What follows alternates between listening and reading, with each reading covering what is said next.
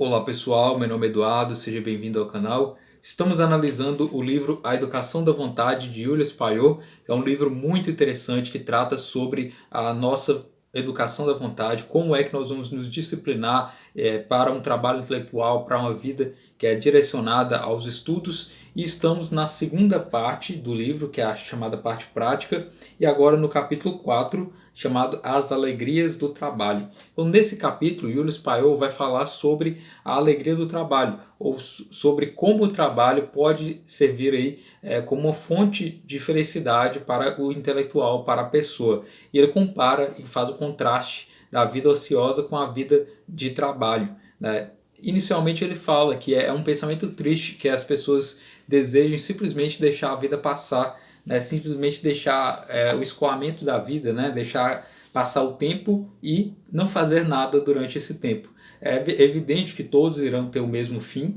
afinal o ser humano é limitado, então cedo ou tarde nós iremos morrer.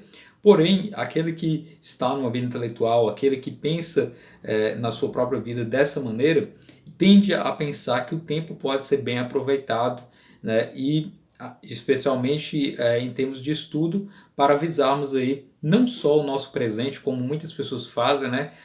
Como ele coloca, os ociosos veem apenas o presente, não buscam entender o passado e não se preocupam com o futuro, mas o intelectual ele se preocupa com o passado, mesmo que isso não seja algo palpável, né? Algo concreto propriamente. A maioria das pessoas que são ociosas se preocupam com coisas mesquinhas e acabam tendo uma vida que não é bem aproveitada, né? E não leva em conta, então, nem o passado nem o seu futuro.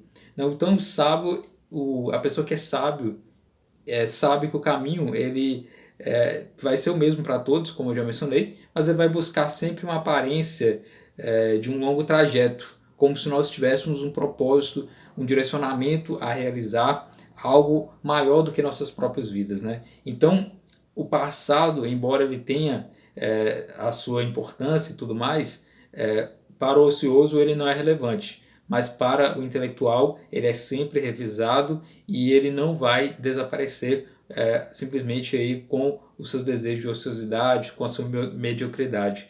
Para o intelectual, o passado faz parte da sua própria vida e da sua própria constância em geral, né? Ele coloca também sobre a importância do trabalho, especificamente para nos dar energia de vida, para fazer com que nossa vida valha a pena. E tem um trecho aqui interessante, né? Somente o labor vivo, tranquilo e fecundo pode dar à vida todo o seu sabor. Esse sentimento tão pleno que chamamos de viver a vida, somente o trabalho pode regularizar, tornar habitual. Ele decuplica a alegria de viver e o preguiçoso ignora. Ou seja, o trabalho ele amplia a nossa alegria, ele dá um maior destino à nossa própria vida e faz com que nós nos tornamos pessoas mais alegres. Sem o trabalho, a vida ociosa faz com que a nossa própria vida perca aí um pouco do seu brilho, né? Então a preguiça ela é um carrasco de si mesmo, ela sempre vai arrastar o ser humano para coisas indesejáveis, para uma vida que não é plena, né? Ele ainda fala sobre a ociosidade absoluta. O que é ociosidade absoluta? É simplesmente não poder fazer nada, ou não quiser fazer nada, né? Ou seja, com o seu espírito, com o seu corpo, simplesmente estar deitado e esperando o tempo passar, ou simplesmente não fazer nada que seja proveitoso, né? Viver apenas uma vida de prazeres, por exemplo, né? Isso acaba gerando um tédio, e esse tédio normalmente ele é pesado, porque a pessoa sente-se sem um propósito, sem um direcionamento. Então o trabalho ele serve para nos guiar, para nos dar energia e, portanto, gera alegria, né? O trabalho em geral ele faz com que os seus resultados, suas consequências nos produzam uma alegria que é muito mais duradoura do que um prazer temporário, né? Do que um prazer presente, pode-se dizer assim, da ociosidade, né? Então muitas pessoas, por exemplo, pessoas que têm muitas condições financeiras, as pessoas ricas, elas acabam experimentando esse tédio da ociosidade absoluta, né? E muitos até se sentem mal, têm que procurar psicólogo e tudo mais, porque buscam apenas saciedade em coisas físicas, até mesmo saciedade sexual, e depois acabam não encontrando isso, e perde todo o gosto, pode-se dizer, de se viver, né? Então ele diz que o trabalho é importante nisso, para dar justamente um sentido àquele intelectual, à nossa vida propriamente, né? Mas essa ociosidade absoluta que eu mencionei, ou seja, de não fazer nada, ela é algo muito raro, né? E diz até o provérbio, né? O diabo inventa um trabalho para os que não têm. Ou seja, se você não tem nada que fazer, certamente você vai acabar tendo algo que não é útil, algo que não é agregador. Então, cedo ou tarde, você vai ter algo para se ocupar que vai ser algo não elevado, né?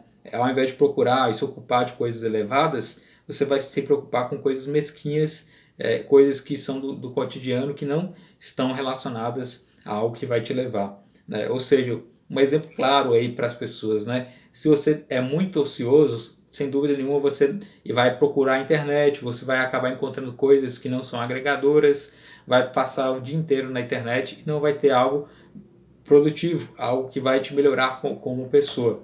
Isso é o tempo ocioso, mal aproveitado. Enquanto se você tivesse um trabalho intelectual, você poderia muito bem entrar na internet, porém teria seu tempo limitado e teria um trabalho a ser realizado que iria ser mais gratificante, te iria enobrecer, te melhorar como pessoa, né?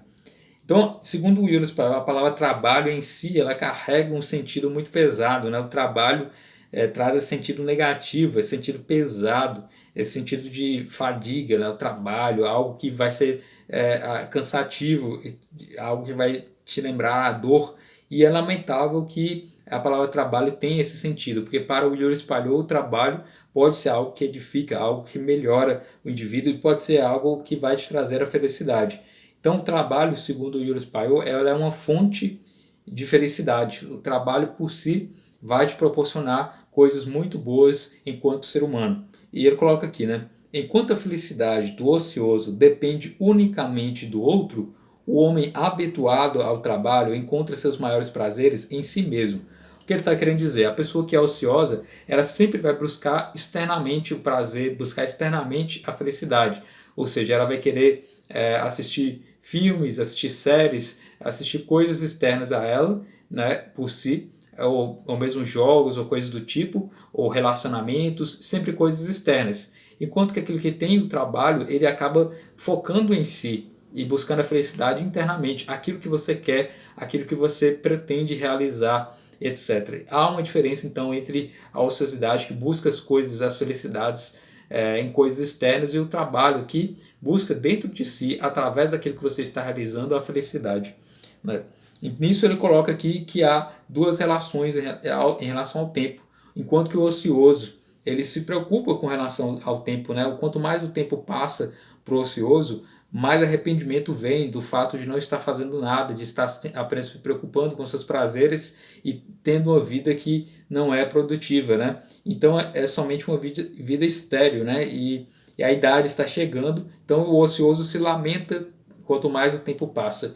Enquanto que o trabalhador, ele vê o tempo passando como uma forma gradual de evolução, ou seja, quanto mais o tempo passar, mais o seu conhecimento irá ser ampliado. Então esse é um benefício aí do trabalho intelectual realizado ao longo do tempo. Quanto mais você estuda, mais conhecimento, quanto mais conhecimento, mais sabedoria, e mais você conseguirá viver uma vida plena, uma vida mais preenchida. Enquanto que o ocioso, ele vai sempre viver uma vida preocupada em busca de prazeres momentâneos e irá sempre ver a passagem do tempo, né, como algo pesado, né, como algo em relação à sua idade, né, está se tornando idoso e tudo mais.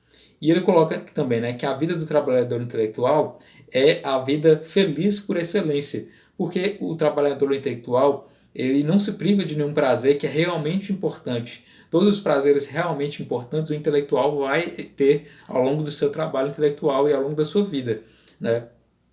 E esse trabalho intelectual ele dá o sentimento da realidade da nossa existência, dá um direcionamento, um objetivo para o trabalho que você está realizando para a sua própria vida e faz com que você produza algo que seja benéfico tanto para você quanto para aqueles que estão próximos de você. Então o trabalho intelectual ele vai te fornecer a alegria plena, a alegria verdadeira. E é interessante aqui que ele coloca em relação ao próprio livro dele, né, uma nota, né?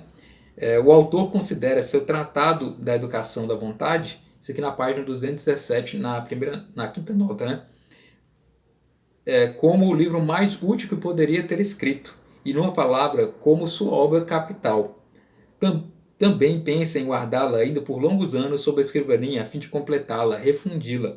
O que quer dizer que aceitará agradecido todas as comunicações que lhe forem feitas sobre esse assunto que está sempre em seu coração. Então o próprio autor reconhece nessa nota que A Educação da Vontade de Julius Payot é a obra principal dele e que ele sempre vai guardar ali pronto, né, para revisar e ampliar e fazer com que essa obra se torne cada vez melhor naquela época que ele escreveu, né? E certamente ele recebeu várias sugestões na época, tanto é que ele fez uma nova edição, né, que é essa, a mais nova edição do livro A Educação da Vontade, e ainda depois construiu outro livro, né, escreveu outro livro chamado O Trabalhador Intelectual e a Vontade, né, que é uma espécie de continuação do livro A Educação da Vontade.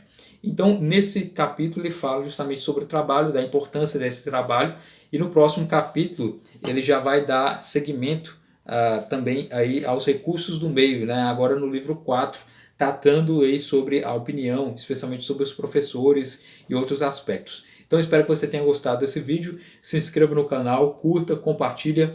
Muito obrigado pela atenção.